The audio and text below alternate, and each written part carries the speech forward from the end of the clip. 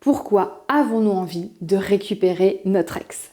Bonjour, je m'appelle Claire Street, je suis consultante, spécialiste en neurosciences et dans l'accompagnement des profils neuroatypiques et hypersensibles. C'est un sujet très intéressant parce que je vois beaucoup de vidéos sur le sujet. Je travaille d'ailleurs avec quelqu'un d'exceptionnel sur le sujet qui s'appelle Alex Cormon. On vous mettra le lien vers sa chaîne dans le descriptif.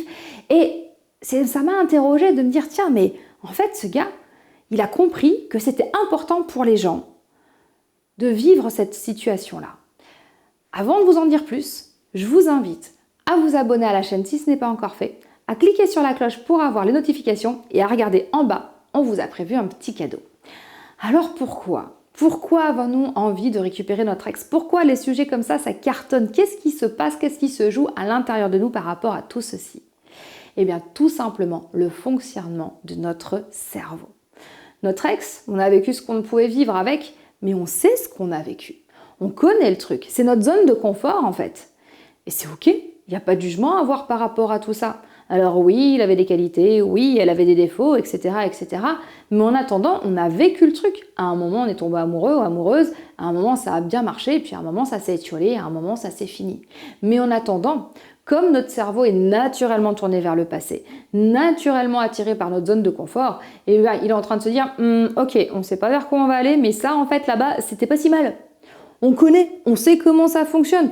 Peut-être que si on fait différemment, ça pourra le faire. Donc, on y va. Parce que mon cerveau est un feignant. Parce que mon cerveau est un trouillard. Et parce que tout ce qu'il recherche, en fait, c'est la sécurité.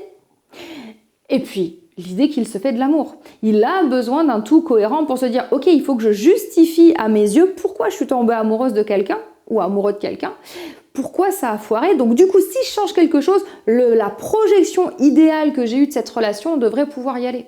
Et là, mon cerveau, il se invente une nouvelle histoire, il te réécrit le truc, il te fait une nouvelle saison, il te dit voilà, si tu changes tout ça, si vous vivez ça différemment, ça ira mieux. » Mon cerveau a besoin de cette cohérence. Il a besoin de se dire qu'il n'est pas tombé amoureux pour rien.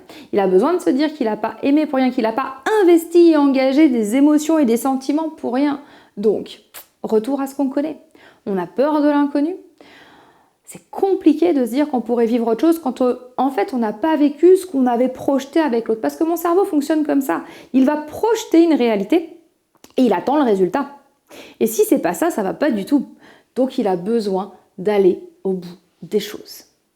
Alors vous connaissez certainement cette phrase d'Einstein qui vous dit que la folie, c'est d'imaginer qu'en refaisant toujours les mêmes choses, on va arriver à un résultat différent. Et je vois trop de couples qui essaient de se remettre ensemble et qui refont les mêmes choses. Enfin bon non, ils changent sur 3-4 jours et qui retombent dans les mêmes routines et du coup on en arrive toujours aux mêmes choses.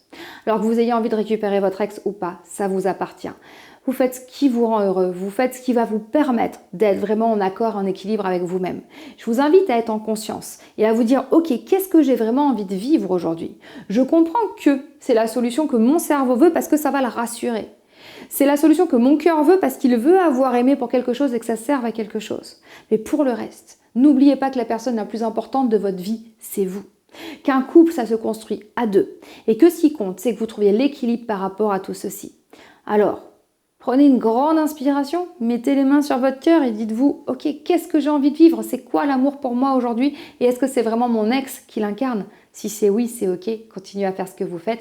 Si c'est non, c'est ok aussi et allez vers autre chose. Et si c'est je sais pas, eh ben continuez à réfléchir pour qu'au moment où vous mettrez les mains, la réponse vibre en dessous. Je vous rappelle, notre cerveau aime sa zone de confort, il aime la sécurité, il est tourné vers le passé. Et il a besoin de se dire « j'ai pas aimé pour rien, j'ai fantasmé un truc, c'est ça que je veux avoir ». Mais vous avez le contrôle là-dessus, vous êtes capable de changer tout ça à partir du moment où vous le décidez et de se dire « ok, ça c'est fini, de toute façon, même quand vous vous remettez avec quelqu'un, vous ne revivez jamais la même chose, vous vivez autre chose ». Et vous allez faire vos choix en conscience en vous disant « ok, c'est parti pour une nouvelle histoire, même avec votre ex ». Je vous remercie d'avoir suivi cette vidéo et je vous dis à très vite pour une prochaine.